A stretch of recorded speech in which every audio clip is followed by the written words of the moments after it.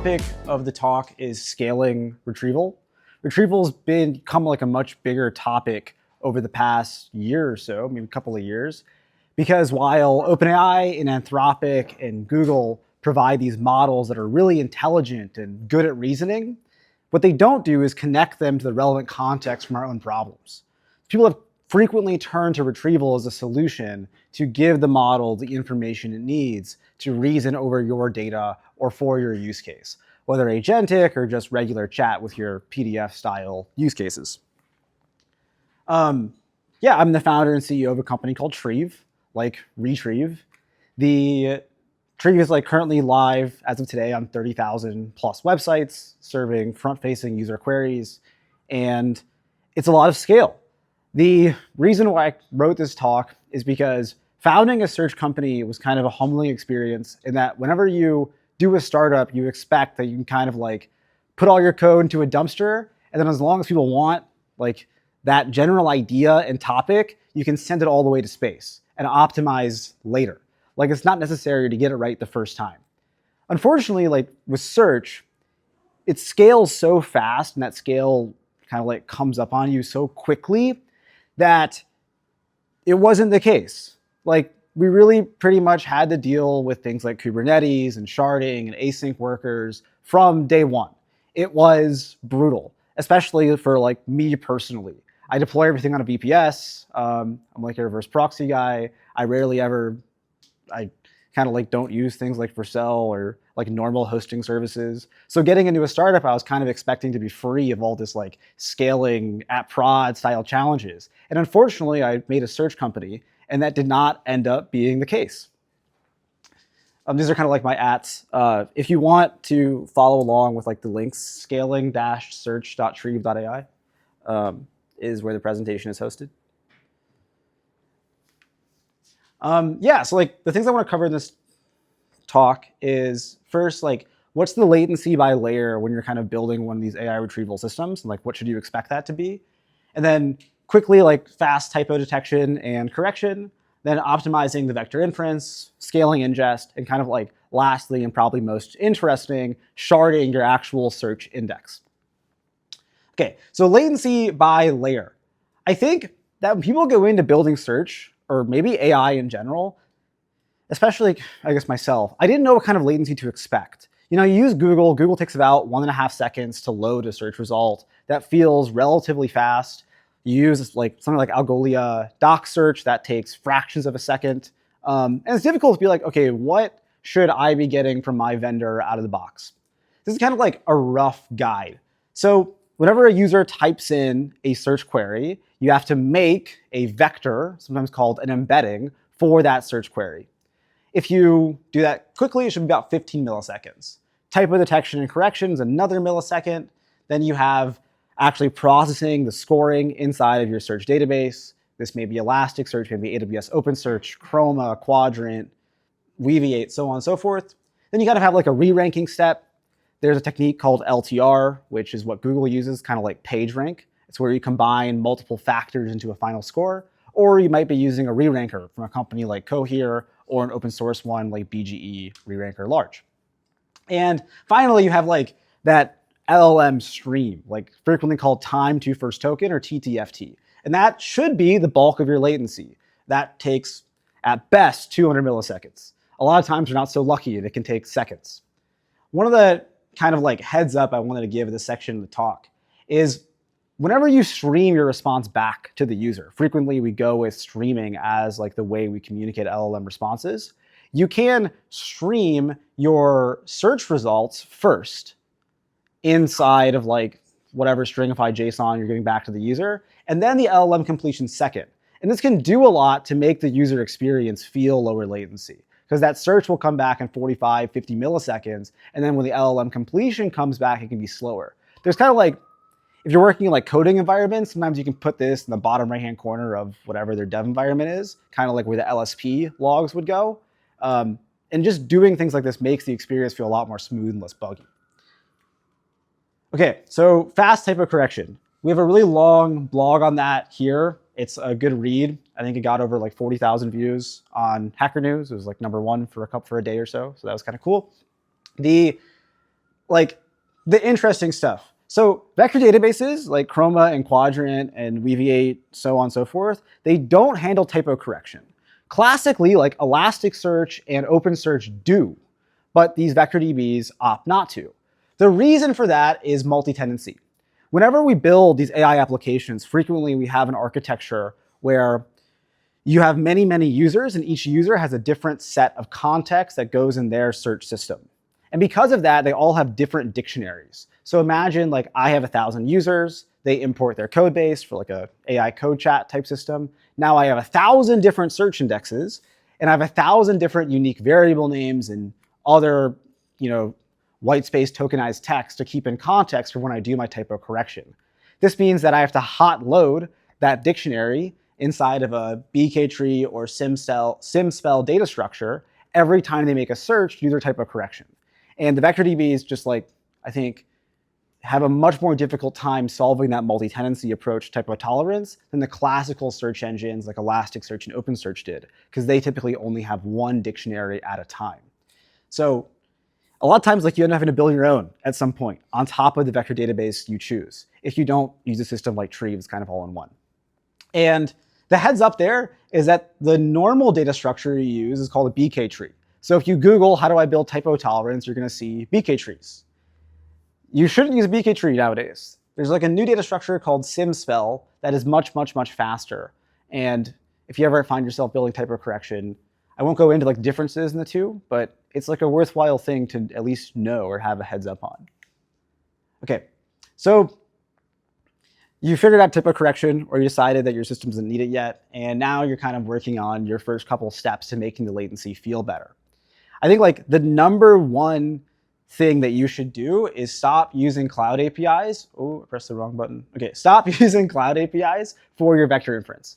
So if you use OpenAI or Gina or Anthropic or a SageMaker model, you're going to have 150 milliseconds at minimum to actually make your dense embedding vector. There's no way to get around this. You can buy the Grok subscription. You can optimize your search database. But if making your vector takes 200 milliseconds, your search is always going to feel slow.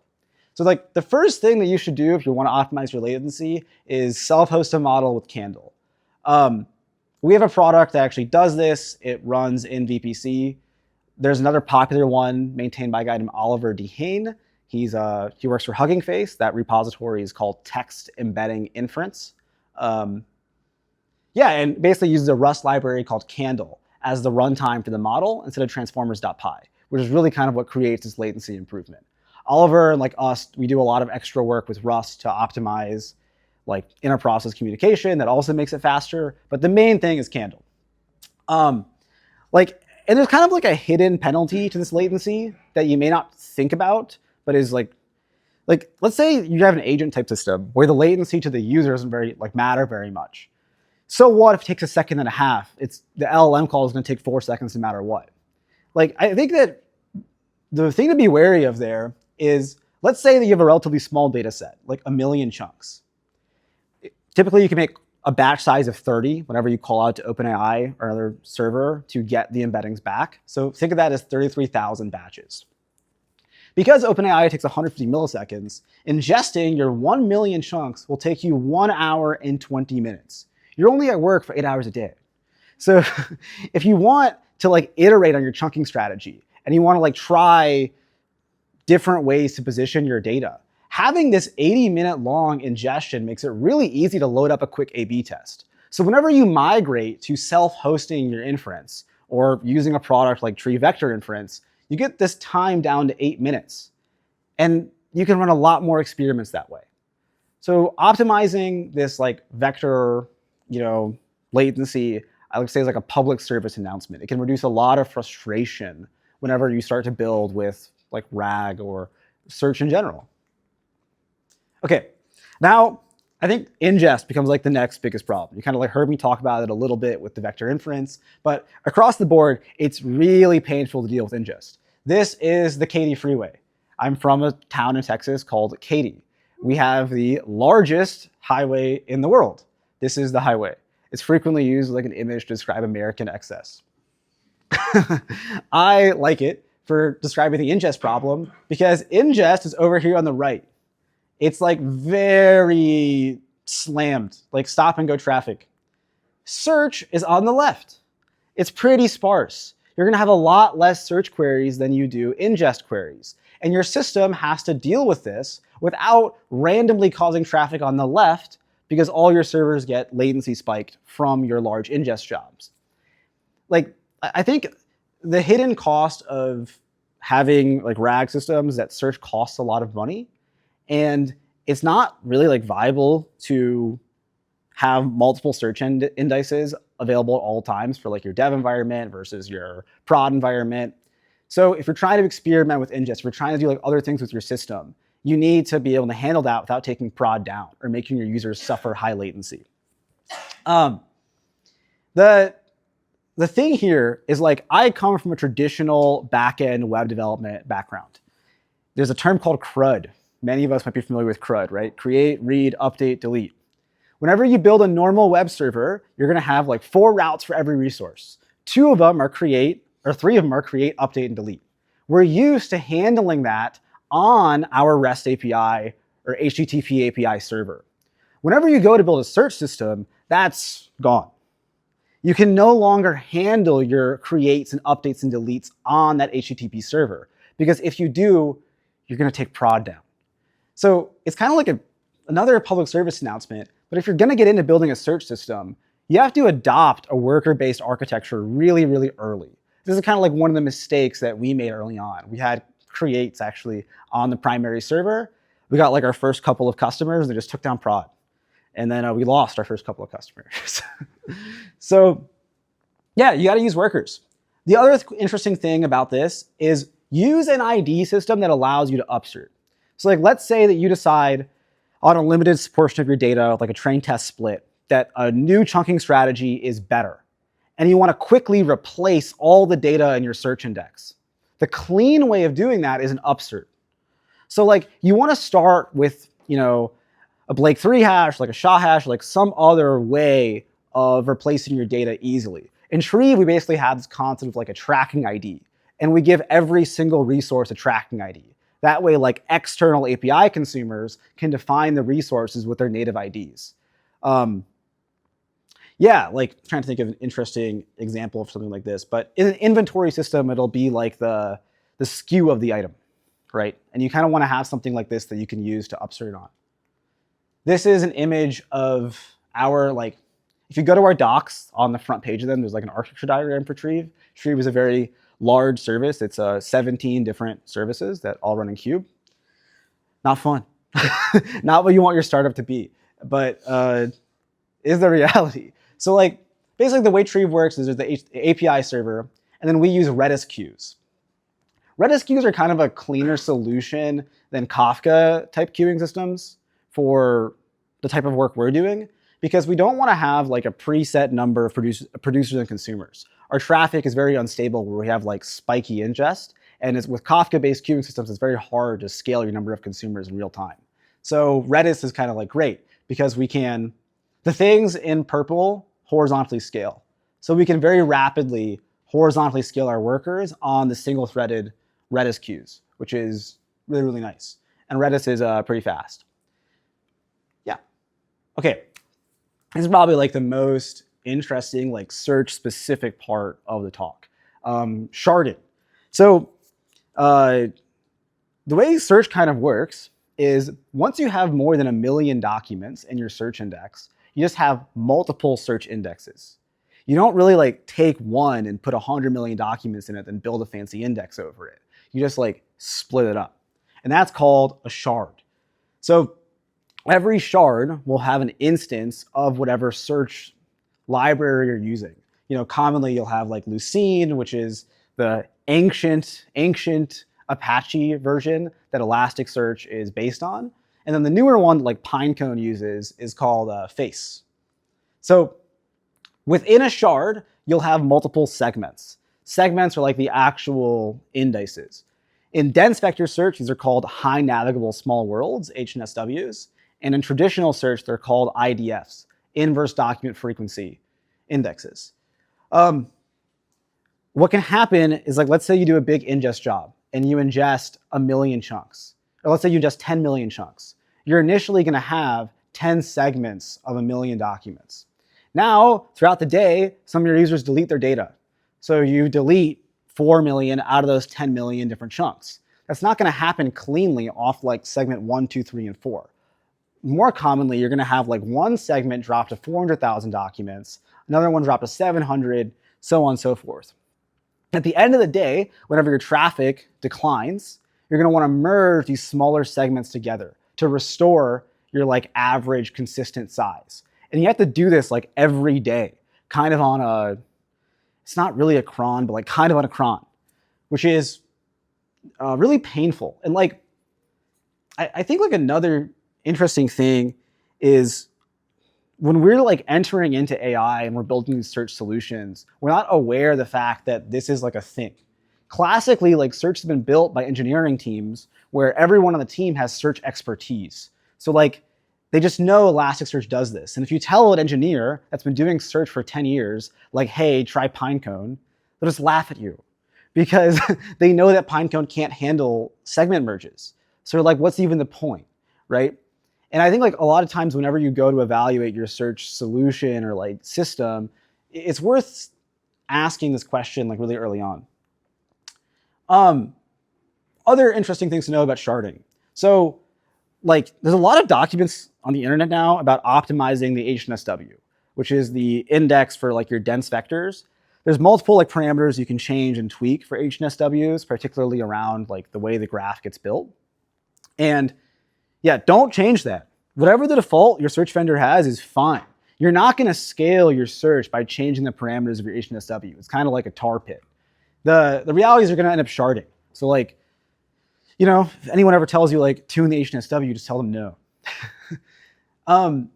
Other interesting thing, this is kind of just like for horizontally scalable systems in general. If you have shards of your data, you need to make sure that you have multiple shards per node in your initial deployment. So like, let's say that your V1 deployment is going to have 4 different nodes, like 4 different, you know, EC2 boxes or compute instances that you host data on. You need to make sure that you have like 2 or more shards per node. That way, if your traffic spikes later on, your CPU is pegged at 100, you can move your shards to a 1 shard per node system, where now you have 8 boxes and, you know, like 1 shard per box.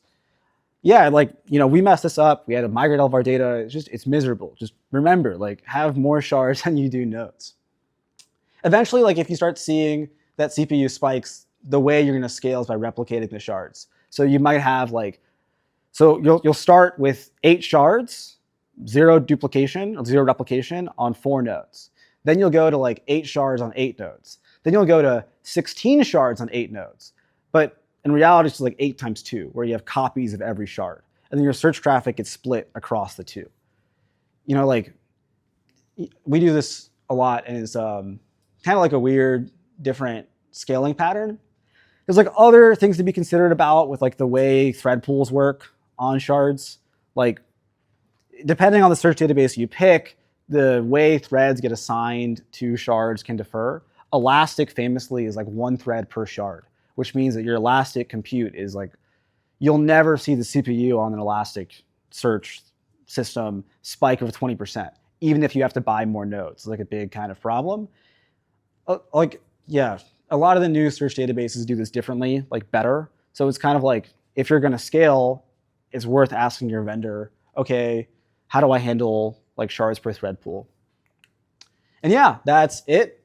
It's like final note, I picked all these kind of like cubist style art pieces for the presentation because it's like sharding, I guess. So that was kind of my idea. Hopefully it wasn't distracting to anyone. But yeah, thanks guys.